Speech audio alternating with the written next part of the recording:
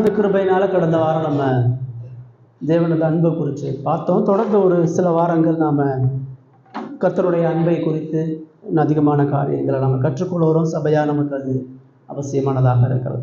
இந்த நாலு சிந்தனைக்காக நாம் 1 கொரிந்தியர் 13ஆம் அதிகாரம் முதல் 3 வசனங்களை சிந்திக்க இருக்கிறோம். 1 கொரிந்தியர் 13ஆவது அதிகாரம் முதல் 3 வசனங்கள், 239வது பக்கம். நான் மனுஷர் பாஷைகளையும் தூதர் பாஷைகளையும் பேசினாலும் அன்பு எனக்கு இராவிட்டால் சத்தமிடுகிற வெண்கலம் போலவும் மோசையிடுகிற கைத்தாளம் போலவும் இருப்பேன். நான் தீர்க்க தரிசன வரத்தை உடையவனாயிருந்து சகல ரகசியங்களையும் சகல அறிவையும் அறிந்தாலும் மலைகளை பெருக்கத்தக்கதாக சகல விசுவாசம் உள்ளவனாக இருந்தாலும் அன்பு எனக்கு இராவிட்டால் நான் ஒன்றுமில்லை. எனக்குண்டான யாவற்றையும் நான் அன்னதானம் பண்ணினாலும் என் சரீரத்தை சுட்டரிக்கப்படுவதற்கு கொடுத்தாலும் அன்பு எனக்கு இராவிட்டால் எனக்கு பிரயோஜனம் ஒன்றுமில்லை என்பதே. வேதத்திலே இந்த ஒரு அதிகாரம்தான் அதிகமாக அன்பை குறித்து பேசுது. அன்பை குறித்து புகழ்ந்து பேசக்கூடிய ஒரு முக்கியமான அதிகாரம், அன்புக்கான விளக்கத்தை காட்டக்கூடிய அதிகாரம். நிறைய நேரம் நம்ம அன்பை குறித்து பல தவறான கருத்துக்களை கொண்டு இருக்கிறோம். அன்புனா அமைதியாக இருக்கிறது, அன்புனா இறக்க செய்கிறது, அன்புனா தானம் தயமம் செய்கிறது, அன்புனா ஏழைகளை விசாரிக்கிறது, மென்மையாக பேசுகிறது, கோபப்படாமல் இருக்கிறது. இப்படி பல நம்பிக்கைகளை சிந்தனைகளை நம்ம ஒவ்வொருடைய சிந்தனைக்கு ஏற்றபடி புரிந்து கொள்வோம். ஆனால் வேதம் தான் எல்லாத்துக்கும் தீர்வு. எல்லா பிரச்சனைகளுக்கும் வேதம் தீர்வு.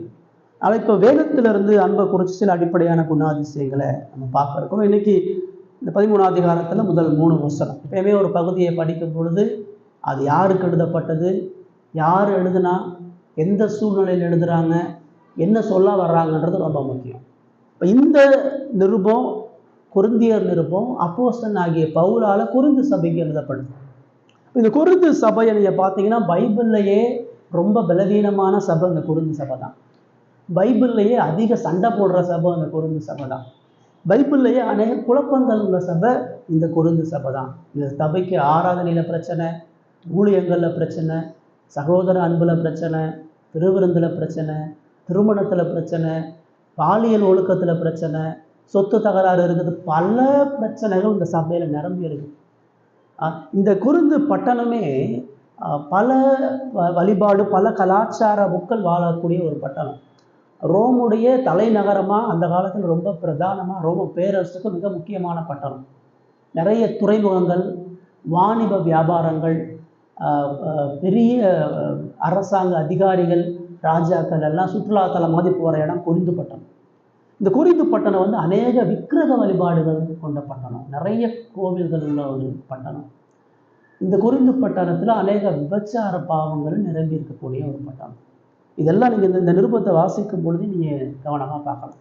ஆனால் அந்த மோசமான துன்மார்க்கமான மக்கள் மத்தியில் கடவுளுடைய சுவிசேஷம் சென்று கடவுள் அவர்களை ரட்சித்து தான் சபையில் வச்சிருக்கிறார். இப்போ அந்த மக்கள் சபைக்குள்ளே இருந்த பொழுதும் அவர்களுடைய பழைய பாவ சுபாவத்திலும் மேட்டிமையிலையும் பொறாமையிலையும் வஞ்சகத்திலையும் அவங்க நிரம்பி இருந்தாங்க. சொல்லப்போனால் அந்த சபைக்கு கொடுக்கப்பட்ட வரங்கள் போல வேறு எந்த சபைக்கும் எல்லா உலக பிரகாரமான அல்லது வேதபூர்வமான எல்லா வரங்களும் அந்த சபை கொண்டு இருக்குது. அங்கே ஞானிகள் இருக்கிறாங்க, பலசாலிகள் இருக்கிறாங்க, தீர்க்க தரிசனம் பேசுகிறவங்க இருக்கிறான், அந்நிய பாஷை பேசுகிறவங்க இருக்கிறான், அற்புத அடையாளங்களை செய்கிறவங்க இருக்கிறான், குணமாக்கும் வரங்களை கொண்டு இருக்கிறான். இப்படி பல வரங்களை கொண்ட இந்த சபை எவ்வளவு மேன்மையான வெளிப்புறமாக உயர்ந்திருந்தாலும் அந்த சபைக்கு அடிப்படையாக ஒன்றே ஒன்று இல்லை, அன்பு இல்லை. கிறிஸ்தவ வாழ்க்கை அடிப்படையான பிரச்சனையை அன்பு இல்லை. நம்ம வாழ்க்கையில் நம்ம சந்திக்கக்கூடிய எல்லா பிரச்சனையினுடைய முக்கியமான காரணம் நம்ம இருதயம் சமாதானமாக இல்லைன்னா கடவுளுடைய அன்பு நம்முடைய இருதயத்தில். நம்ம ஏன் பிரச்சனைகளோடு இருக்கிறோம், நம்ம ஏன் சண்டை போட்டுருக்கிறோம், நமக்கு ஏன் ஏற்றத்தாழ்வு வருதுன்னா அன்பு இல்லை. நம்மளுக்கு ஏன் பொருளாதார பிரச்சனை வறுமை ஏறுதுன்னா அன்பு இல்லை. நம்ம ஏன் பாவத்தை மேற்கொள்ளாமல் பலவீனப்படுறோம்னா அன்பு இல்லை. சமுதாயத்தில் கடவுளுக்கு சாட்சியாக ஏன் வாழ முடியாதுன்னா அன்பு இல்லை. இந்த எல்லா பிரச்சனைக்கும் அன்பு அடிப்படையான விஷயம். இப்போ இந்த 1 கொரிந்தியர் 13 நம்ம கொடுக்கும் பொழுது இந்த அன்பை குறித்து சில போதகர்கள் சில கருத்துக்களை சொல்கிறாங்க. ஜோனத்தன் எட்வர்ட்ஸ் என்கிற ஒரு பாஸ்டர் சொல்கிறாரு, புதிய ஏற்பாட்டில் முழு பைபிள்லையுமே எந்த நற்பண்புகளை விட அதிகமாக திரும்ப திரும்ப வலியுறுத்தப்பட்ட ஒரு நற்பண்பு அன்பு தான். முழு பைபிளுமே அன்பை பற்றி பேசுது. அதில் புதிய ஏற்பாட்டில் நீ இயேசுவை பின்பற்றுகிறவனா உனக்கு இருக்க வேண்டிய முதல் விஷயம், நீ அன்புள்ள இருதயம் கொண்டவன். அன்புள்ள இருதயம் கொண்டவனா நீங்கள் மறுபடியும் உங்களுக்குள்ள ஏதோ சுபாவத்தை மாற்றுறது, நீங்கள் ஏதோ புதுசாக ஆகிறதுன்னு நினச்சிடக்கூடாது. அன்புள்ள மனுஷன் சொல்லும் பொழுது அது கடவுளுடைய அன்பை பெற்றவனாக இருக்கணும், கடவுளுடைய அன்பை பகிர்கிறவனாக இருக்கணும். அதுதான் நம்ம பிரதானமாக பார்க்கணும். ரைட்? சார்ல்ஸ் ஹோட்ச் என்கிற ஒரு போதகர் சொல்கிறாரு, அன்பு எல்லா பெரிய வரங்களை விட உயர்ந்ததுன்றார். அசாதாரண எல்லா வரங்களை விட அன்பு உயர்ந்தது அப்படின்னு சொல்கிறார். ரிச்சர்ட் பாக்ஸ்டர் சொல்கிறாரு, அன்பு இல்லாமல் நாம் வெறும் மதியினர்கள்ன்றார். அன்பு இல்லாமல் நம்ம வாழ்ந்தோம்னு சொன்னால் அறிவில்லாமல் வாழ்வதற்கு சமம் அப்படின்னு சொல்கிறார். சரிங்களா? இப்போ கொரிந்தியரில் பவுல் இந்த 13ஆம் அதிகாரத்தில் முதல் 3 வசனங்களில் அன்பினுடைய அவசியத்தை சொல்கிறார். ஒரு சபைக்கு ஒரு கிறிஸ்தவ வாழ்வுக்கு அன்பு ஏன் அஸ்திபாரமாக இருக்கணும் அப்படின்னு சொல்கிறார்.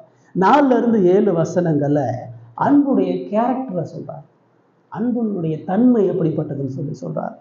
8-13 வசனத்தில் அன்பினுடைய நிரந்தர தன்மை, நிரந்தர செயல்பாடு, அன்பு அழியாமல் இருப்பதற்கான காரணங்கள் என்னன்றதை 3 காரியத்தை சொல்கிறார். இன்றைக்கி நம்ம அதில் முதல் விஷயமாக அன்பு ஏன் அவசியம், கிறிஸ்தவ வாழ்க்கையில் நான் அன்பை பெற்றவனா, ஒரு அன்புக்குரியவனா, அன்பை பகிர்கிறவனா நான் ஏன் இருக்கணுன்றதை பார்க்குறேன். முதல்ல பவுல் இங்கே என்ன சொல்லி ஆரம்பிக்கிறான்னு சொன்னால், அன்பற்ற ஆவிக்குரிய செயல்பாடுகள் பயனற்றவைன்னு சொல்கிறார். முதல் வசனம் தான் நமக்கு சொல்லும். அன்பு இல்லாமல் நாம் செய்யக்கூடிய எல்லா கடவுள் சார்ந்த காரியங்களும் வீணானது. அதான் முதல் விஷயமா சொல்ல. அதனால சொன்னார், நான் மனுஷர் பாஷைகளை பேசினாலும் தூதர் பாஷைகளை பேசினாலும் அன்பு எனக்கு இராவிட்டால் சத்தமிடுகிற வெண்கலம் போலவும் மோசையிடுகிற கைத்தாளம் போலவும் இருப்பேன். இந்த வசனத்தை பெந்தகோஸ்தேக்காரங்க புருஷனாக சொல்கிறாங்க. தூதர் பாஷை இருக்குது, அந்நிய பாஷை வந்து தூதர் பாஷை, அது பரலோக பாஷை, அதனால தான் நாங்கள் பேசுகிறோம்னு சொல்கிறோம். இந்த இடத்துல பவுல் நீங்கள் தூதர் பாஷை பேசுங்கன்னு சொல்லலை. நீங்கள் தூதர் பாஷை பவுல் இந்த இடத்துல தன்னை சொல்கிறார். நான் ஒரு அப்போஸ்தலன், நான் இயேசுவை நேரடியாக தரிசித்தவன், என் கையில் அற்புத அடையாளங்கள் நடைபெற்றது, நான் அநேக ஊழியங்களை கண்டி அநேக சபைகளை நிறுவனேன். அந்த பவுல் சொல்கிறாரு, நான் மனுஷர் பாஷைகளை பேசினாலும். பவுலுக்கு பல மொழி பேசக்கூடிய தரம் இருந்துச்சு. 14ஆம் அதிகாரத்தில் சொல்கிறார், நான் உங்கள் எல்லாரையும் விட அதிகமான பாஷைகளை பேசுகிறேன்னு சொல்கிறார். நான் எல்லாரையும் விட அதிகமான பாஷைகளை பேசுறதுனால நான் கடவுளுக்கு நன்றி சொல்லிட்டேன். அதை தான் இங்கே சொல்கிறாரு, நான் பல மொழிகளை பேசினாலும் பல மொழிகளை புலமை பெற்றிருந்தாலும் அப்படின்னு சொல்லிட்டு, தூதர் பாஷைகளை பேசினால் அப்படின்னா தூதர் பாஷைன்னு ஒன்று இருக்குதா? பைபிளில் எங்கேயுமே தூதர் பாஷைன்னு ஒன்று இருக்குதா சொல்லலை. தேவதூதர்கள் என்ன பேசினாங்க? மரியாள்கிட்ட தூதன் வந்து என்ன பேசினான்? அவள் புரிகிற மொழியில் பேசினான். சகரியாட்ட தூதன் வந்து என்ன பேசினான்?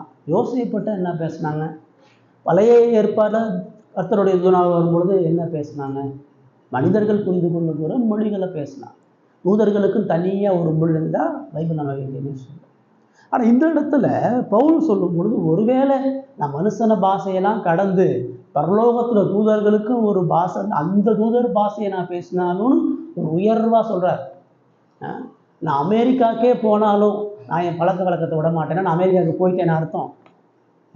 நான் வானத்துக்கு மேலே போனாலும் என் சுபாவம் மாறதுன்னா நான் போயிட்டேன் அர்த்தம் கிடையாது. அப்போ அப்படி தான் சொல்கிறாரு, நான் இங்கே இருக்கிற மனுஷர் பாஷைகளை பேசினாலும் பரலோகத்தினுடைய தூதர் பாஷைகளை பேசினாலும் அன்பு இல்லைன்னு சொன்னால் சத்தம் எடுக்கிற வெண்கலமும் ஓசையிடுகிற கைத்தாளமும் தேவைன்னு இது கைத்தாளத்தை போல இருப்பேன்னு சொல்கிறார்.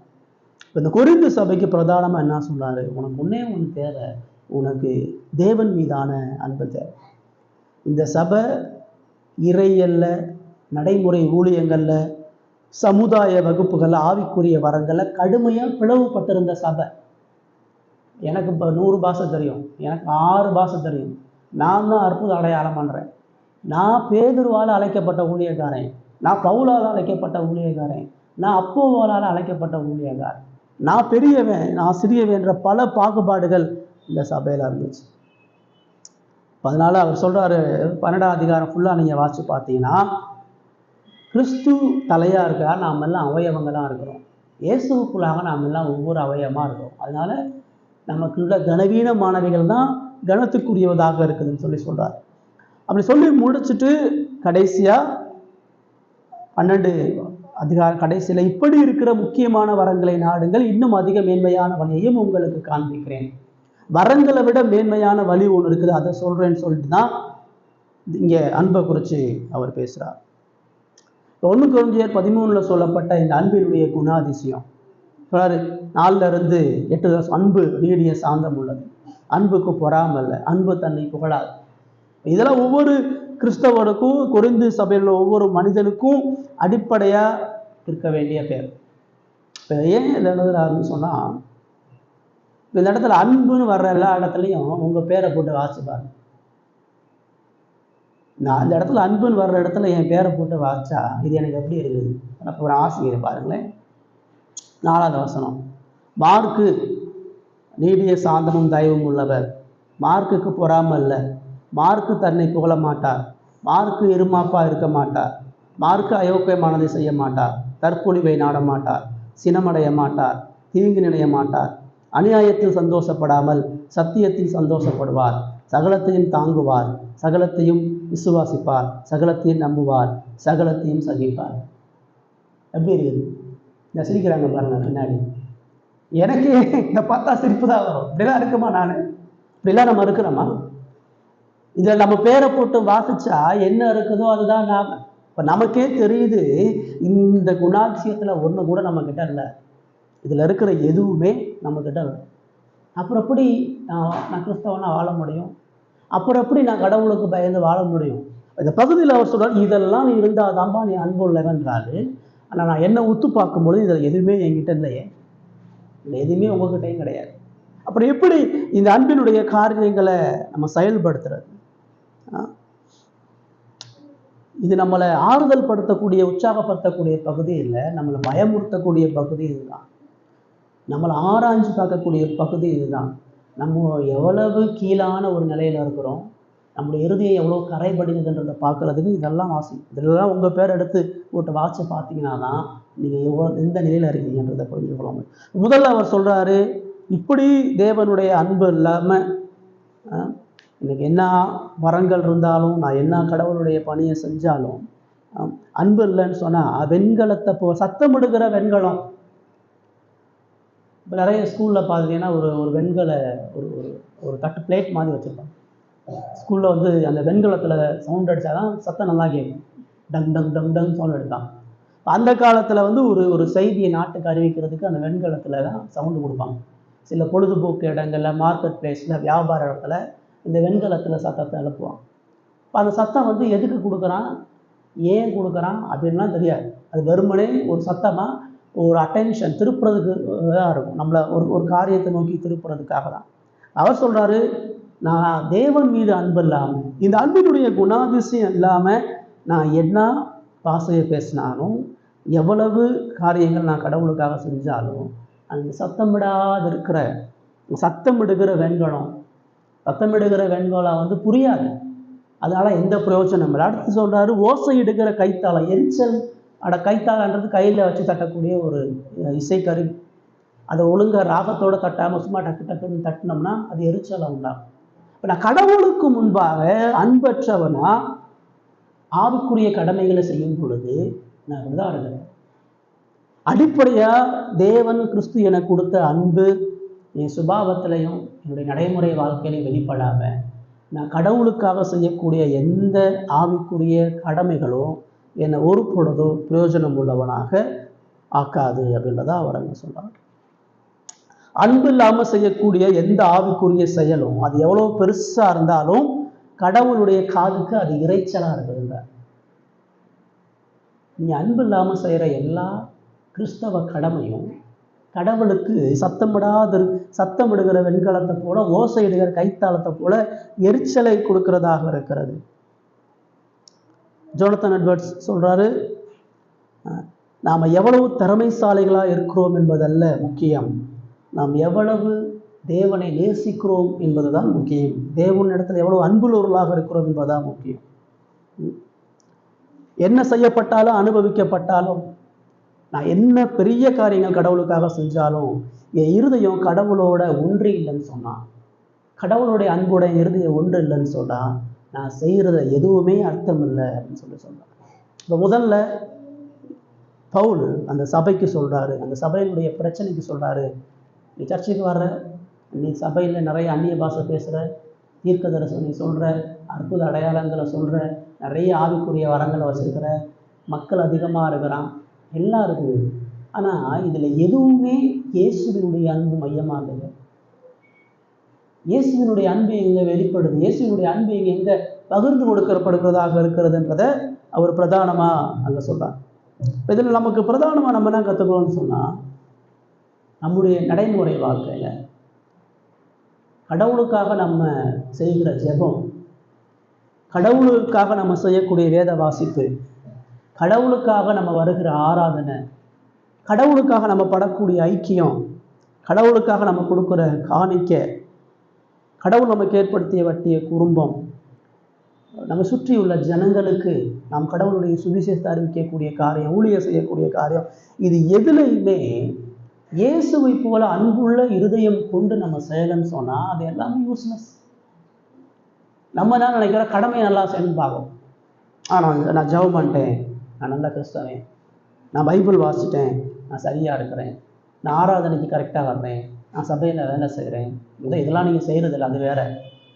நீங்கள் அடிப்படையாக பைபிள் வாசிக்கிறது இல்லை, ஜெபிக்கிறது இல்லை, ஆராதனைக்கு ஒழுங்காக வர்றதில்லை, மற்றவங்களுக்கு சுவிசேஷம் சொல்கிறதும் இல்லை, அது உங்களுக்கு தெரியும் நீங்கள் எப்படி இருக்கிறீங்கன்னு சொல்லி. ஒருவேளை நீங்கள் இதெல்லாம் செஞ்சால் கூட, நீங்கள் பைபிளை ஒழுங்காக வாசி, ஜெபம் ஒழுங்காக பண்ணி, ஆராதனையில் பங்கு பெற்று, ஊழியம் பண்ணி, அநேகர் கடவுளுடைய விஷயத்தை சொன்னாலும், இயேசுவினுடைய இருதயம் உங்களுக்குள்ள இல்லைன்னு சொன்னால், இயேசுவினுடைய அன்பு உங்களுக்கு இல்லைன்னு சொன்னால், இது எல்லாமே வேஸ்ட்டு.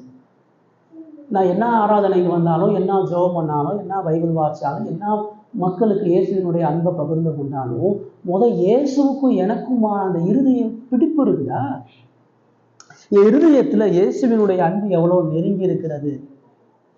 நான் இயேசுவினுடைய அன்பை மற்றவர்களுக்கு எவ்வளோ தூரம் பகிர்ந்து கொடுக்குறேன்? உங்களை பார்த்தா சொல்ல முடியுமா? நீங்கள் அன்புள்ள ஒரு கிறிஸ்தவர்னு உங்களை பார்த்தா இந்த உலகம் சொல்லுமா? உங்கள் குடும்பத்தில் நீங்கள் அன்பான நபரா? சுற்றி இருக்கக்கூடிய உறவுகளுக்கு மத்தியில் நீங்கள் இயேசுவை நேசிக்கிற நபரா? சமுதாயத்தில் நீங்கள் போகக்கூடிய எல்லா இடத்துலையும் நீங்கள் கிறிஸ்துவுக்குரிய அன்பை சுமந்து கொண்டு போகிறீங்களா? அப்போ இது எதுவுமே நான் செய்யாமல், நான் செய்யக்கூடிய இந்த கொரிந்து சபையினுடைய பிரச்சனை தான். வெளியிலேருந்து பார்க்க பெரிய பகிரங்கமாக மேன்மையான சபையாக இருக்குது, ஆனால் அடிப்படையாக இயேசுவனுடைய அன்பை தரித்து கொள்ளக்கூடிய இறுதி அந்த சபை இல்லை. உங்கள் மனைவி, உங்களுடைய கணவர் சொல்வாரா, இவர் இயேசுவை நேசிக்கிறவர், இயேசுவனுடைய அன்பு ஒரு இடத்துல இருக்குன்னு? உங்கள் பிள்ளைகள் சொல்லுவாங்க, எங்கள் அப்பா இயேசுவை நேசிக்கிறவர், இயேசுவினுடைய அன்பை பகிர்ந்து கொடுக்குறவர், உங்கள் பிள்ளைங்க சொல்லுவாங்களா?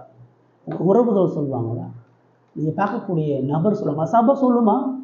சபையில் உள்ளவங்க சொல்லுவாங்களா அவங்கள பார்த்து, இவர்கள் கிறிஸ்துவை நேசிக்கிற நபர், இயேசுவுக்காக தன் வாழ்க்கையை அர்ப்பணிக்கிறவன்னு சொல்லுவாங்க. அதெல்லாம் இருந்துச்சுன்னு சொன்னால், அந்த அன்புல இருந்துச்சுன்னு சொன்னால், உங்கள் வாழ்க்கை எவ்வளோ பெரிய மாற்றத்துக்குள்ளாக வந்திருக்கும், எவ்வளோ ஒப்புரவாகுதலுக்குள்ளாக வந்திருக்கும். இயேசுவை போல அன்புள்ள செயல்பாடும் எண்ணங்கள் இருதயம் இருக்கிறது எவ்வளோ அவசியம். அந்த சபைக்கு அதான் சொன்னார், நீ பேசுகிற இந்த ஆவிக்குரிய காரியங்கள், இந்த ஆவிக்குரிய பெருமையெல்லாம் நிறுத்திட்டு நீ செய்கிற எல்லாம் கடவுளுடைய சமூகத்தில் வெண்கல சத்தம் போல இருக்குது, ஓசை எடுக்கிற கைத்தாளம் போல இருக்குது. உன் ஜெபம் கடவுளுக்கு இறைச்சலாக இருக்குது. நீ வேதம் வாசிக்கக்கூடியது கடவுளுக்கு வெறுப்பை ஏற்படுத்துது. நீ ஆராதனைக்கு வருகிறது கடவுளுக்கு கோபத்தை ஏற்படுத்துது. நீ கடவுளுக்காக செய்யக்கூடிய எல்லா காரியத்திலையும் நீ அன்பற்று போலியாக கடமைக்கென்று செய்யும் பொழுது ரொம்ப ஆபத்தாங்க. சபையா இன்னைக்கு உங்களுக்கு எனக்குமான ஒரு பெரிய எச்சரிப்பு தான். உண்மையாகவே நாம சபைக்குள்ளாக நம்முடைய தனிப்பட்ட உறவில் இயேசுவினுடைய அன்பை சுமந்திருக்கிறோம். இயேசுவினுடைய அன்பை சுமந்திருந்தால் உலகத்துக்கு நேரம் கொடுப்பீங்களா? இயேசுடைய அன்பை சுமந்திருந்தால் பொழுதுபோக்குக்கு நேரம் கொடுப்பீங்களா? இயேசுவினுடைய அன்பை சுமந்திருந்தால் தேவையில்லாத நபர்களோட உங்கள் ஐக்கியத்தை உருவாக்குவீங்களா? உங்கள் ஐக்கியமும் உங்கள் உறவும் இயேசுவோடும், இயேசு நேசிக்கிற ஜனங்களோடும், சத்தியத்தை அறியறதுலையும் சத்தியத்தில் வளர்றதுலையும் இயேசுக்கு ஏற்றபடி உங்கள் சுபாவத்தை மாற்றலை தான் இருக்கும். ஆராய்ச்சி பாருங்கன்னு சொன்னால், ஆண்டவரே என்கிட்ட அன்புள்ள இருதயம் இல்லை, நான் செய்யக்கூடிய எந்த ஆவிக்குரிய கடமைகளிலும் நான் அன்புள்ளவனாக செய்கிறதில்லை, நான் முறுமுறுப்போட கடமைக்கென்று இந்த கொரிந்து சபையை போல செஞ்சிட்ருக்கிறேன். அந்த மாதிரி ரெண்டாவது பவுல் 2வது வசனத்தில் என்ன சொல்றாருன்னா, முதல்ல அன்பற்ற ஆவிக்குரிய கடமைகள் பயனற்றவைன்னு பார்த்தோம். ரெண்டாவது அன்பற்ற வரங்கள் வெறுமையானவை சொல்றார். ஆவிக்குரிய கடமை ரெண்டாவதுல, ஆவிக்குரிய வரங்கள் அன்பற்று செய்யும் பொழுது அது வீணானவை, வெறுமையானவை. அதான் சொல்றாரு, நான் தீர்க்க தரிசன வரத்தை உடையவனாயிருந்து சகல ரகசியங்களையும் சகல அறிவையும் அறிந்தாலும், மலைகளை பேர்க்கத்தக்க சகல விசுவாசம் உள்ளவனாயிருந்தாலும் அன்பு எனக்கு இராவிட்டா நான் ஒன்றும் இல்லை. சபை திரும்ப தான் சொல்லிட்டு இருக்குது, நாங்கள் தீர்க்க தரிசனம் எதிர்காலத்தில் நடக்கிறத சொல்லக்கூடிய மக்கள், கடவுளுடைய வார்த்தையை ஞானமாக பகுத்து போதிக்கிறவங்க, சகல ரகசியங்களையும் சகல அறிவையும் அறிந்தாலுமே அவன் என்ன சொல்ல வரார், இது பந்தகோஸ்தைக்காரங்க சொல்கிற மாதிரி அடுத்த வாழ்க்கையினுடைய என்ன நடக்க போகுது, அவனுக்கு எத்தனை குழந்தை பிறக்கும், எங்கே படிப்பான், அது இல்லை. இங்கே சகல ரகசியம் சொல்லும்போது சகல வேத ரகசியம், வேதத்தில் மறைந்திருக்கக்கூடிய ஆழமான சத்தியத்தை நீ அறிஞ்சிருந்தாலும், வேதத்தை ஆழமாக ஞானமாக நீ புரிந்திருந்தாலும், எல்லா உலக அறிவுகள்லையும் உலக அறிவாளியா ஞானம் உள்ளவனா பலம் உள்ளவனா நீ இந்த உலகத்தில் காணப்பட்டிருந்தாலும், மலைகளை பேர்க்கத்தக்கதாக சகல விசுவாசம் இருந்தாலும், இது ரட்சிப்பின் விசுவாசத்தை சொல்லலை, இது எது சொல்லுதுன்னு சொன்னால் விசுவாசத்தின் மூலமாக பெரிய அற்புத அடையாளங்களை செய்கிறது. ஏன் சொல்றாரு, உங்களுக்கு கடுகளவு விசுவாசம்னு சொன்னால் மத்திய 17:20 நீங்கள் கடுகளவு விசுவாசம் சொன்னால் இந்த மலையை பெயர்ந்து போகணும்னு சொன்னால் அது பெயர்ந்து போகுன்றார். இப்போ பவுல் அதான் இங்கே நீ சொல்கிறாரு, ஒருவேளை உன் விசுவாசம் அசாதாரணமான செயல்களை சபையிலையும் உலகத்திலையும் நீ செஞ்சுருந்தாலும் அன்பு இந்த இடத்துல இப்போயுமே பவுல் இந்த இடத்துல நீங்கள் தீர்க்க தரிசனம் நடத்த உடையவனாக இருந்து நீங்கள் சகல ரகசியத்தை அறிஞ்சிருந்தான்னு சொல்ல, நான் தன்னை சொல்கிறேன், தன்னை ஒப்புமைப்படுத்த சொல்கிறார். நான் தீர்க்க தரிசன வரத்தை உடையவனாக இருந்து நான் சகல ரகசியங்களை அறிகிறவனாக இருக்கிறேன். இது குறிந்து சபைக்கானதை சொல்லலை, தன்னை ஒப்புமைப்படுத்தி பவுல் சொல்கிறார்.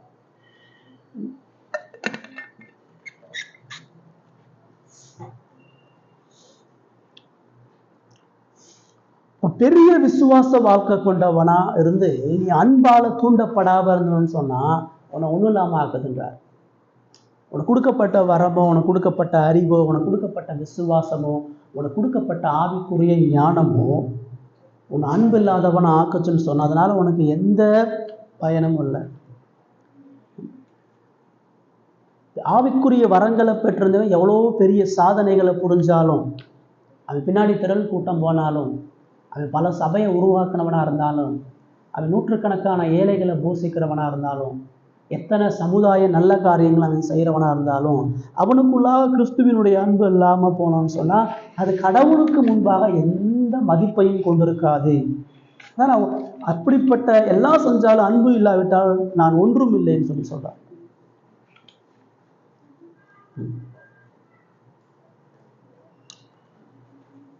மூணாவது வசனத்தில் அதாவது சேர்த்து சொல்லும்போது இன்னொரு சேர்த்து சொல்கிறாரு.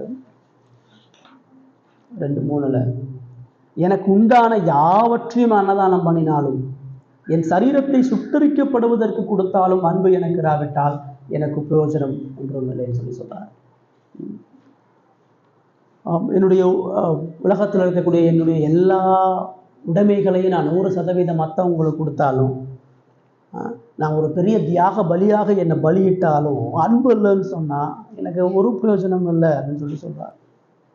இப்போ நான் அன்பு இல்லாமல் ஒரு மனுஷன் தனக்கு கொடுக்கப்பட்ட ஆவிக்குரிய வரங்களை பயன்படுத்த முடியும்?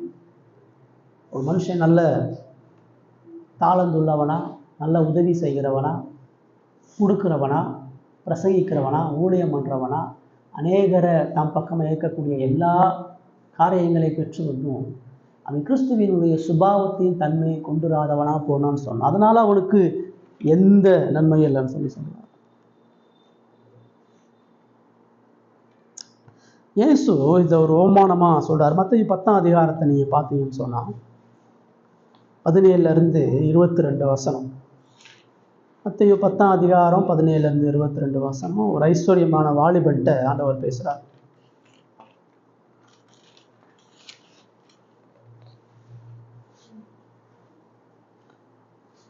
17-18 வாசிங்க.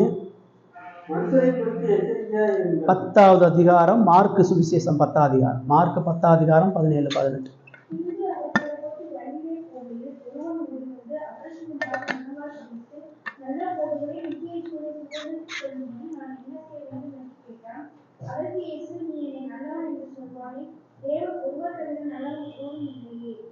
ரைட். இப்போ ஒரு ஐஸ்வர்யமான ஒரு வாலிபன் வர்றான். அவன் ஒரு பெரிய பணக்காரன், அவன் ஒரு ஒழுக்க சீலன், அவன் துணிகரமாக பெரிய எந்த பாவத்தையும் செய்யாதவன். அவன் ஆண்டவர்கிட்ட நித்திய ஜீவன் நான் சுதந்திரிக்கணும். இப்போ நித்திய ஜீவன் சுதந்திரிக்கிறதுக்கு என்ன செய்யறது? ஆண்டவர் அவனுக்கு ஒரு விஷயத்த சொல்றாரு, நீ நல்லவன் என்று என்னையே சொல்ற, கடவுளை தவிர வேற ஒருவரும் நல்லவன் அல்ல. இப்போ அவன் இயேசுவை நல்லவன் ஏன் சொல்றான்னா, அவர் அற்புதம் செய்யறாரு, அவர் பிசாசை துரத்துறாரு, அவர் வல்லமையா பிரசங்கம் பண்றாரு. அவனுக்கு அவருடைய செயல்களை வச்சு, அவர் செய்கிற ஊழியங்களை வச்சு, அவர் செய்கிற அற்புத காரியங்களை வச்சு இவர் நல்லவர் அப்படின்னு சொல்லிட்டு இருக்கிறான். அதனாலதான் அவன் சொல்றான், நான் செய்யக்கூடிய கிரியைகளை வச்சு நீங்க நல்லவன் சொல்லாத, கடவுள் ஒருவர் தான் நல்லவர் அப்படின்னு அவனுக்கு ஏன் சொல்றான்னா, அவன் என்ன நினைச்சிட்டு இருக்கிறான்னா, நான் ஒழுங்கா வாழ்ந்துட்டு இருக்கேன், அதனால நல்லவன். நான் ஆலயத்துக்கு போறேன், நான் உபவாசிக்கிறேன், நான் காணிக்க கொடுக்குறேன், நான் யாருக்கு எந்த துரோகம் பண்ணாம நல்லா இருக்கிறேன், அதனால நான் நித்திய ஜீவனை பெற முடியும்னு நான் நினைச்சிட்டு இருக்கேன். அவர் சொல்றாரு, நல்லவன் ஒருவரும் இல்லை. நீ உண்மையாகவே கடவுளை நேசிக்கக்கூடிய இருதயமும் கடவுளை அன்பு கூறக்கூடிய இருதயமும் உனக்கு இல்லை.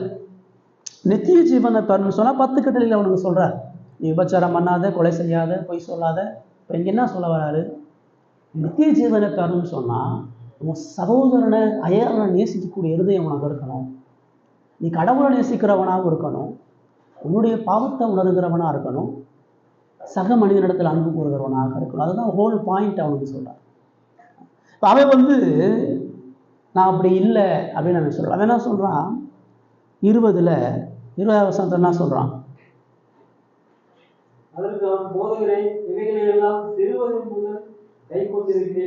அப்ப என்ன சொல்றான்? சின்ன வயசுல இருந்து நான் உண்மையா இருக்கிறேன்றான். நான் சின்ன வயசுல இருந்து கடவுளையும் நேசிக்கிறேன், சின்ன வயசுல இருந்து சக மனிதனையும் நேசிக்கிறேன். இப்போ அவனுக்கு அவனுடைய சொந்த இருதயம் தெரியலை, அவனுடைய பாவத்தை உணர முடியலை, அன்பினுடைய தரத்தை அவன் ஒரு மாதிரி புரிஞ்சுக்கிறான். இதுதான் அன்பு, நான் அந்த மாதிரி செஞ்சேன்னா நான் அன்புள்ளவனா இருக்கிறேன்.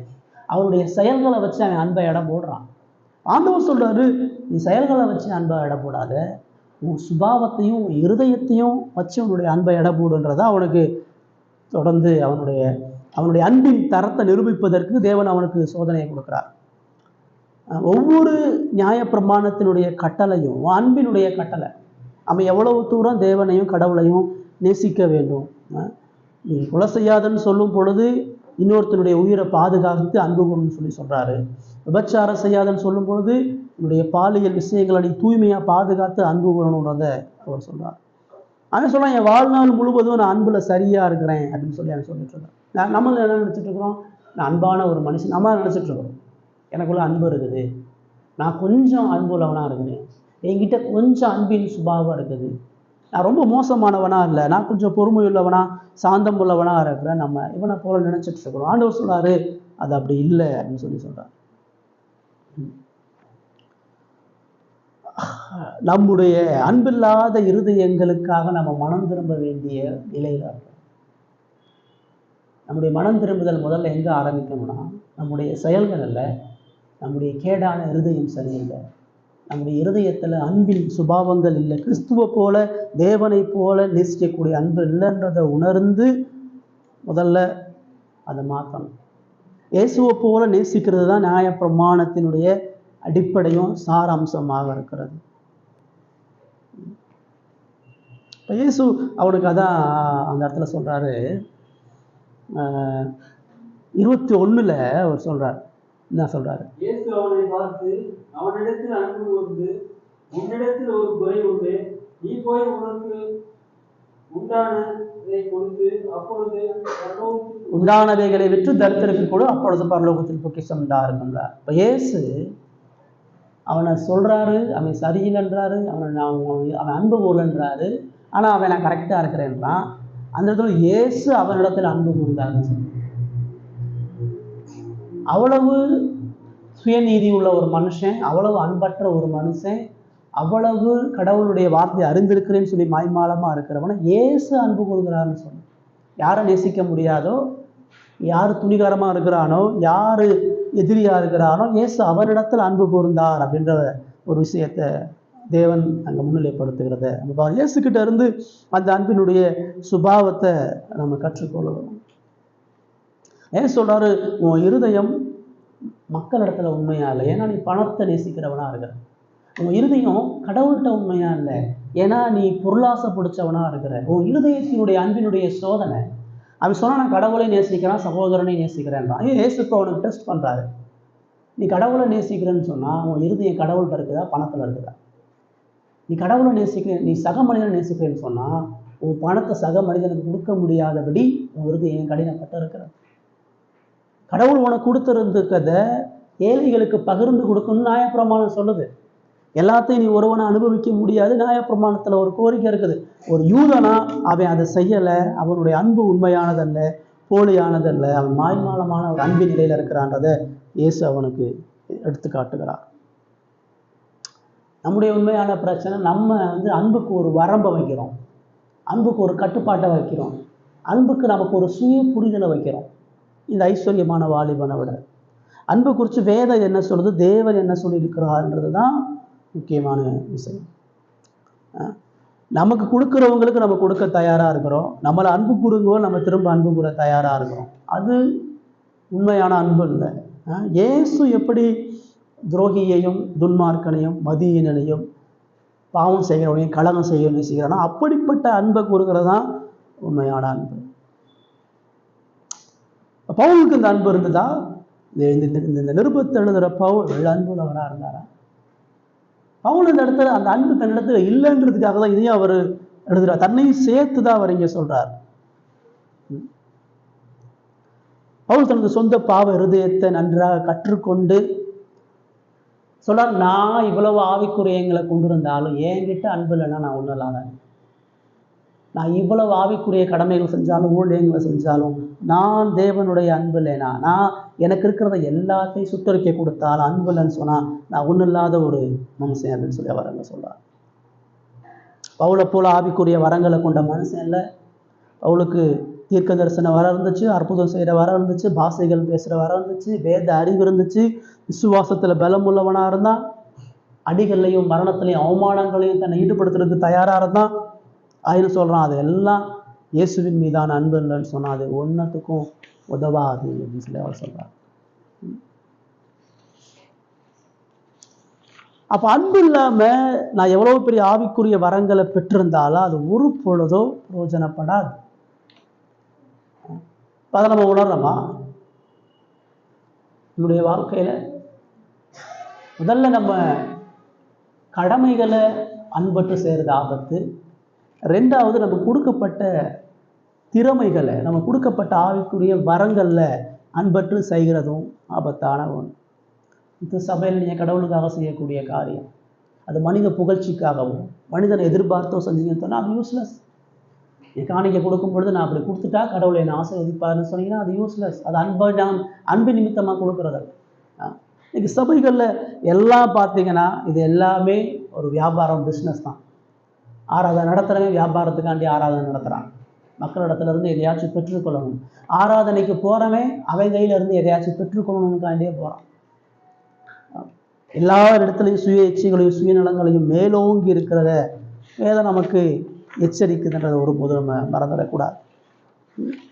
மூணாவது இந்த பகுதி நமக்கு என்ன சொல்றதுன்னு சொன்னால், அன்பற்ற அர்ப்பணிப்பும் அன்பற்ற இழப்பும் பிரயோஜனமற்றவை. அதான் அவர் சொல்றாரு, எனக்கு உண்டான எல்லாத்தையும் நான் அன்னதானம் பண்ணான். யாராச்சும் இங்கே பண்ணுறோமா? 100% சம்பளத்தை அசமபாகமாக கொடுப்போமா? 100% சொத்தை இன்னொருத்தருக்கு எழுதி கொடுத்துருவோமா? அப்படி நம்மளால் இருக்க முடியறதில்ல. ஒருவேளை எனக்கு இருக்கிற எல்லாத்தையும் நான் அன்னதானம் பண்ணினாலும், கடவுளுக்காக என் உடம்பு சுத்தரிக்க கொடுத்தாலும், சாத்ராக் மேசாக் அந்த தீயில போய் விழுந்தாங்க, தானியேல் சிங்கக்கபில போய் விழுந்தான், அநேக பரிசுத்தவான்கள் மரணத்துக்கும் அடிகளுக்கும் தூக்கு கயிறுக்கும் தாங்க உயிரை கொடுத்தாங்க. நம்மளாம் அப்படி இருக்கிறோமா? நம்ம வாழ்க்கைலாம் அப்படி இல்லை. ஒருவேளை அப்படி நம்ம இழந்து சுத்தரிக்கப்படுவதற்கு கொடுத்தாலும் இயேசுவினுடைய அன்பு இல்லைன்னு சொன்னா நமக்கு ஒரு பிரயோஜனம் இல்லை அப்படின்னு சொல்றாங்க. ஐஸ்வர்யமான வாலிபர்கள் இயேசு என்ன சொல்றாரு? உனக்கு உண்மையாகவே தேவன் மீதான அன்பு இல்லை, உனக்கு தேவையானது அன்பு இல்லை. அவன் பிரச்சனை கட்டளையை கை கொள்றதில்ல, அவன் பிரச்சனை சக மனிதனையும் தேவனையும் நேசிக்கக்கூடிய இருதயம் அவனுக்கு இல்லாதது அப்படின்றத சொல்றார். இயேசு கிறிஸ்து தமது அன்பை அவர்களுக்கு மிக மேன்மையா மகிமையா அவர்களுக்கு சொன்னார். ஏன் சொன்னாரு? அன்பு இல்லாம உன்னால எதையுமே செய்ய முடியாது. அதுதான் 1 கொரிந்தியர் 13ஆம் அதிகாரத்தை பவுல் அந்த இடத்துல சொல்றார். முழு பைபிளுடைய செய்தியும் அன்பு. அந்த அன்பு இருந்தனாலதான் அவர் பரலோகத்தை விட்டு பூலோகத்துக்கு வந்தார். அந்த அன்பு இருந்தனாலதான் அவர் அநேக மக்களுக்கு சுகத்தை கொடுத்தார். அன்பு இருந்தனால அற்புதம் செய்தார். அன்பு இருந்தனாலதான் சுவிசேஷம் செஞ்சார். அன்பு இருந்தனாலதான் சிலுவையிலேயே மரிச்சார். அன்பு இருந்தனாலதான் பரமேறி உங்களுக்கு எனக்காகவும் பரிந்து பேசுகிறவராக இருக்கிறார். எப்படி அந்த மோசமான அன்பற்ற அந்த ஐஸ்வர்யமான வாலிபன் அவன் இருக்கிற அந்த சுய நீதியிலேயே அவனுக்குடைய சுய தன்மையில இயேசு அவனை பார்த்து அன்பு கூர்ந்தாரோ, அதே அன்பை அவங்ககிட்ட என்கிட்ட அவர் கூறுகிறார். நம்முடைய பிரச்சனைகள்ல நம்ம பிரச்சனைக்கான காரணத்தையும் தீர்வையும் பார்த்துட்டு இருக்கிறோம். ஆனா இயேசு பிரச்சனையில நம்முடைய இருதயம் எப்படி இருக்குன்னு நான் பார்க்குறேன். உன் பிரச்சனையில, உன் பாடுகள்ல, உன் சோதனைகள்ல, உனக்கு வரக்கூடிய ஆபத்துகள்ல, உனக்கு வரக்கூடிய மன வலிகள்ல, கஷ்டங்கள்ல நீ இருதயத்துல எப்படி இருக்கிற, எப்படி செயல்படுறன்றதான் பார்க்கிறாரு ஒழிய நம்ம இருதயத்தை பார்க்கறதில்ல. இப்போ பிரச்சனைகளை நம்ம இருதயத்தை பார்க்கறதில்ல. கஷ்டங்கள்ல நம்முடைய இருதயத்தை, நம்ம பிரச்சனைகள்ல தீர்வை பார்த்துட்டு இருக்கிறோம். பிரச்சனைகள்ல சூழ்நிலை மாற்றங்களை பார்த்துட்டு இருக்கிறோம். பிரச்சனைகள் சரிப்படுத்த வேண்டியதை பார்த்துட்டு இருக்கிறோம். ஆனால் தேவன் பிரச்சனைகளை நம்மளை சரிப்படுத்த பார்த்துட்டு இருக்கிறார். நம்ம இருதயத்தை சரிப்படுத்த பார்த்துட்டு இருக்கார் என்றதை மறந்துடக்கூடாது. இதுக்கு தீர்வு இல்லை. ஆமாம், உண்மையாகவே நான் கடவுளுக்கு அன்பு உண்ணவெல்லாம் இல்லை. நான் கடவுளுடைய கடமைகள் அன்பற்று செய்கிறேன். எனக்கு கொடுக்கப்பட்ட வரங்களையும் தாளந்துகளையும் எனக்கு கொடுக்கப்பட்ட ஆவிக்குரிய காரியங்களையும் நான் அன்பற்று காணப்படுகிறேன். இதுக்கு தீர்வு என்ன? தீர்வு இயேசு தான் தீர்வு. இந்த பகுதியில் இயேசுவினுடைய அன்பு பிரகாதித்து ஓடுது. இப்போ முதல்ல ஃபர்ஸ்ட் பாயிண்ட்ல நம்ம பார்த்தோம், இதில் நம்ம பேரை போட்டு பார்த்தா அது எவ்வளவு அருவருப்பாக இருக்குது, எவ்வளோ நகைப்பிக்குரியதாக இருக்குது. இப்போ இந்த அன்புன்னு வர்ற இடத்துல இயேசுவோட பேரை போட்டு பாருங்க. இயேசுவோட பேரை போட்டு இந்த அன்பை நீங்கள் வாசிச்சு பார்த்தீங்கன்னா அவ்வளோ மகிமையாக இருக்கும். நான் வாசிக்கிறேன் பாருங்க. 4வது வசனத்தில் இயேசு நீடிய சாந்தமும் தயவும் உள்ளவர், இயேசுவுக்கு பொறாமை இல்லை, இயேசு தன்னை புகழ்வதில்லை, இயேசு இருமாப்பா இருப்பதில்லை, இயேசு அயோக்கியமானதை செய்ய மாட்டார், இயேசு தற்பொழிவை நாட மாட்டார், இயேசு சினமடைய மாட்டார், இயேசு தீங்கு நினைய மாட்டார், இயேசு அநியாயத்தில் சந்தோஷப்படாமல் சத்தியத்தில் சந்தோஷப்படுவார், இயேசு சகலத்தையும் தாங்குவார், இயேசு சகலத்தையும் விசுவாசிப்பார், இயேசு சகலத்தையும் நம்புவார், இயேசு சகலத்தையும் சபிப்பார், இயேசு ஒரு காலம் முடிவதில்லை. இதுதான் தீர்வு, இதுதான் பதில். இயேசு கிறிஸ்துவினுடைய அன்பு இரக்கமும் தயவும் நம்முடைய இருதயத்தில் ஊற்றப்படுகிறது மட்டும்தான் நமக்கு மகிமையானதா மேன்மையுள்ளதாக இருக்கும். கிறிஸ்து இல்லாமல், கிறிஸ்துவினுடைய அன்பு இல்லாமல் நான் அவருக்காக செய்யக்கூடிய எல்லாம் வீணானதும் பயனற்றதும் உண்மையற்றதுமானது இருக்கிறது. என் பிரச்சனைக்கு எனக்கு என்ன தேவை? இயேசுவினுடைய அன்பு எனக்கு தேவை. இயேசுவினுடைய இருதயம் எனக்கு தேவை. இயேசுவினுடைய அன்பு என்னுடைய இருதயத்தில் பெருகும் பொழுது நான் அவருக்கு உண்மையுள்ள மனிதனா, உண்மையுள்ள சபையா, உண்மையுள்ள கணவனா, உண்மையுள்ள தகப்பனா, உண்மையுள்ள சமுதாயத்தில் அக்கறையுள்ள ஒரு மனிதனாக நான் இருக்க முடியும். இயேசுவினுடைய அன்பு வெளிப்பட்டது எங்க? சிலுவையில தான் பூரணமாக வெளிப்பட்டது. இயேசுதான் அன்பினுடைய பூரண உருவகம். இயேசுதான் அன்பினுடைய பூரண வெளிப்பாட்டாக இருக்கிறார். அவருடைய வாழ்க்கை, அவருடைய குணாதிசயம், அவருடைய பாடு, அன்பினுடைய மேன்மைகளை, மகிமைகளை நமக்கு படம் பிடித்து காட்டுகிறதாக இருக்கிறது. 1 யோவான்ல நம்ம கவனிக்கிறோம்.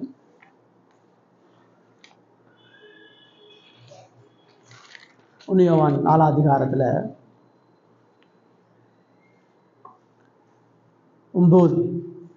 8ல இருந்து வாசிங்க.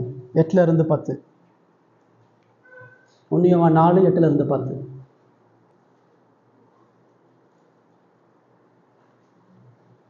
மனுஷராகிய தேவனை அறியான். தேவன் அன்பாகவே இருக்கிறார். தன்னுடைய ஒரே பேரான குமாரனாலே நாம் பிழைக்கும்படிக்கு தேவன் அவரை உலகத்திலே அனுப்பினார். தேவன் நம்மை வைத்து அனுப்பியிருக்கிறது. நாம் தேவனிடத்தில் அன்பு கூறுவதனால் அல்ல, அவர் நம்மிடத்தில் அன்பு கூர்ந்து நம்முடைய பாவங்களை நிவர்த்தி செய்கிற திருவாதார வழியாக தம்முடைய குமாரனை அனுப்பினாலே அன்பு உண்டாகும். பாருங்க, அன்பு எப்படி உண்டாயிருக்கிறது, அன்பு என்ன செஞ்சிருக்குது, அன்பு எப்படிப்பட்டதுன்னு அவர் சொல்ல. முதல்ல அன்பு இல்லாதவன் தேவனை அறியான். கிறிஸ்துவோட அன்பு உங்ககிட்ட இல்லைன்னு சொன்னால் நீ ரட்சிக்கப்படலை, நீ மனம் திரும்பதில்லை, நீ தேவனை கொண்டு இல்லை. தம்முடைய ஒரே பேரான குமாரனாலே நாம் பிழைக்கும்படியாக தேவன் இந்த உலகத்தில் அனுப்புனதுனாலே அன்பு வெளிப்பட்டது. கடவுள் நம்மளை நேசிச்சதுக்கான அடையாளம் என்ன? நான் நேச குமாரன் நமக்காக அர்ப்பணிப்போடு இந்த உலகத்தில் அனுப்பி அன்பை வெளிக்காட்டினார். எப்படி நேசிக்கணும், எப்படி பேசணும், எப்படி பழகணும், எப்படி உறவு கொள்ளணும், எப்படி ஐக்கியப்படணும், எப்படி ஆராதிக்கணும், எப்படி பொறுமையாக இருக்கணும், எப்படி ஜீவனை கொடுக்கணும், எப்படி முடிவு பரியந்தான் அன்பாக இருக்கணும், இதெல்லாம் குமாரனை அனுப்பி அன்பை காட்டினார். 10 தான் சொல்ல, நாம் தேவனிடத்தில் அன்பு கொண்டதினால் அல்ல. அப்படின்னா நம்மளால் கடவுளை நேசிக்க முடியாது, நம்மளால் இயேசுவை நேசிக்க முடியாது, அதனால நம்மளால் சக மனிதனை நேசிக்க முடியாது, அதனால் நம்மளால் குடும்பத்தை நேசிக்க முடியாது, அதனால் அழிந்து போகிற ஆத்மாவை நேசிக்க முடியாது, அதனால சபையை நேசிக்க முடியாது. அவர் நம்மிடத்தில் அன்பு கூர்ந்து நம்முடைய பாவங்களை நிவர்த்தி செய்கிற கிருபாதார பலியாக தம்முடைய குமாரனை அனுப்புறதுனாலே அன்பு உண்டாயிருக்கிறது. அன்பு எப்படி உண்டாகுச்சான்? கடவுளே நம்மளை அன்பு கூறுகிறதுக்கு என்ன செய்ய வேண்டியது இருந்தது? தம்முடைய குமாரனை ஜீவ பலியா கிருபாதார பலியா ஒப்பு கொடுக்க வேண்டியது, பாவத்தை கலைக்க வேண்டியது இருந்தது. பாவத்தை கலைக்காம அன்பு வெளிப்படாது. அன்பினுடைய வெளிப்பாடே பாவத்தை நிறுத்துறது தான். அன்பினுடைய வெளிப்பாடே பாவத்தை முடிவுக்குள்ளாக கொண்டு வர்றதான். நீங்க கொண்டு வந்திருக்கீங்களா? பாவத்தை முடிவுக்குள்ளாக கொண்டு வந்திருக்கிறோமா? பாவத்தை இல்லாமல் ஆக்குறதுக்கு பிரயாசப்படுகிறோமா? பாவ சுபாவங்களை களையிறோமா? பாவத்தை ஒத்துக்கிறோமா? பாவத்தை சரிப்படுத்துகிறோமா? சீர்படுத்துகிறோமா? மனம் திரும்புகிறோமா? கடவுளுக்கு முன்பாக நம்முடைய கேடான இருதயத்தை உணர்ந்து செயல்படுத்துகிறோமா? அன்பு ஆவியின் கனியில முதல் கனி. அப்படின்னா என்ன அர்த்தம்? ஆவியானவர் இல்லாமல் அன்பு உருவாகாதுன்னு அர்த்தம். எந்த மனிதனும் இயல்பா அன்புள்ள இருதயத்தோட பறக்கிறது இல்லை. அவர் ரொம்ப அன்பானவங்க, அவர் ரொம்ப சாந்தமா, அப்படிலாம் எவனும் கிடையாது. எல்லாமே அயோக்கியம், திருடன், பொய்காரன், மோசமானவன் தான். அன்பு கடவுள் எனக்கு பரலோகத்திலிருந்து கொடுத்து என் இருதயத்தை நிரப்பணும். அது எப்படி நிரப்பியிருக்கிறார்னா சிலுவையின் மூலமாக நிரப்பியிருக்கிறார். பாவத்துக்கு முடிவு கட்டி பரிசுத்தத்தை வெளிப்படுத்தி தனது வல்லமையும் தனது மகிமையும் சிலுவையில் வெளிப்படுத்தி அன்பை காட்டியிருக்கிறார். நம்ம எப்படி அன்பை காட்டுறோம்? நாம் அவரை அன்பு கூறுவதற்கு அவர் நம்மை அன்பு கூர்ந்த அந்த அன்பை நோக்கி பார்க்கும் பொழுது அவரை நாம் அன்பு கூற முடியும் சொல்லப்படுகிறது. இயேசுவின் அன்பு அதிகமாக கொண்டு நேசிக்கிற மனுஷன்தான் அவன் உலகத்தையும் சமுதாயத்தையும் சபையும் நேசிக்கிறவனாக இருப்பான். பவுல் அதான் அவர்களுக்கு சொல்றாரு, ஆவிக்குரிய கடமை உனக்கு அன்பை உருவாக்காது, உன் ஆவிக்குரிய வரம் உனக்கு அன்பை உண்டாக்காது. நீ உன்னையே சாக கொடுத்தாலும், நீ எவ்வளோதான் உன்னை இழந்தாலும், எவ்வளவா அர்ப்பணித்தாலும், எவ்வளோ காணிக்க கொடுத்தாலும், எவ்வளவு ஊழியம் பண்ணாலும், எவ்வளவு கடவுளுக்கான காரியம் செஞ்சாலும் அடிப்படை குவாலிட்டியாக உனக்கு இருக்க வேண்டியது இயேசுவினுடைய இருதயம் இருக்கணும். இதான் நம்முடைய பிரச்சனை, இதான் நம்முடைய குடும்ப பிரச்சனை, சபை பிரச்சனை, சமுதாய பிரச்சனை. சபையிலேயே விபச்சாரம், திருச்சபையிலேயே இல்லை சமுதாயத்திலேயே விபச்சாரம், கொலை நடக்குது. அன்பு இல்லை, கடவுளுடைய அன்பு இல்லை. அதான் ஏமாத்துறான், அதான் குடிக்கிறான், அதான் வெறிக்கிறான், அதான் அழிக்க பார்க்குறான்.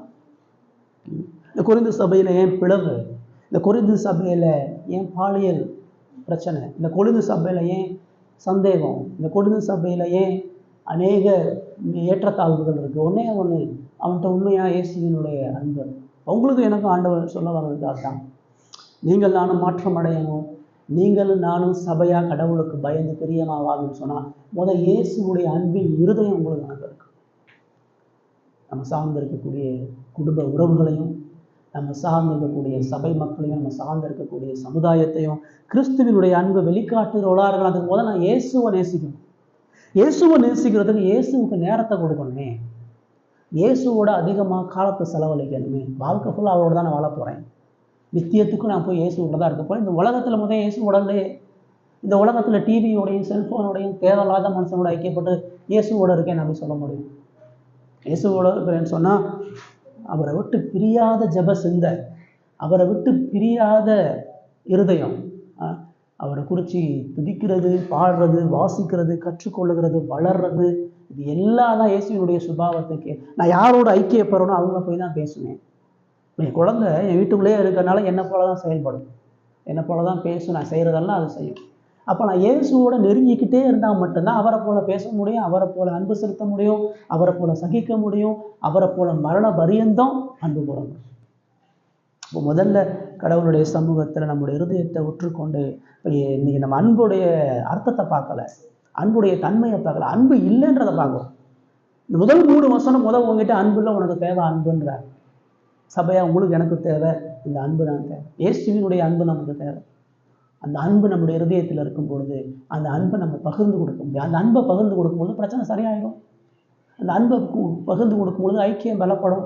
அந்த அன்பை கொடுக்கும் பொழுது கடவுளுடைய மகிமை நம்முடைய சபைகளில் பலப்படும். ஆண்டவருடைய சமூகத்தில் மன்றாடுவோம், கேட்போம், ஆண்டவரே எனக்கு என்ன இருந்தாலும் என்கிட்ட இயேசுவை போல இருதயம் இல்லை, இயேசுவை போல அன்பு இல்லை, இயேசுவை போல சுபாவம் இல்லை. நான் இன்னமும் எனக்காண்டி வாழ்ந்துட்டுருக்கிறேன், என்னை நோக்கி பார்த்துட்ருக்கிறேன், என் வாழ்க்கையில் மெய்யான கிறிஸ்துவினுடைய மரணத்தினுடைய விளைவுகளை நான் காண முடியலன்னு கேட்டு மனம் திரும்பி இருதயத்தை அவரிடத்தில் ஒப்புக் கொடுப்போம். கர்த்தர் நம்மை அவரை போல் அன்பு கூறக்கூடிய ஜனங்களாக மாற்றுவார். ஜெபம் பண்ணலாம்.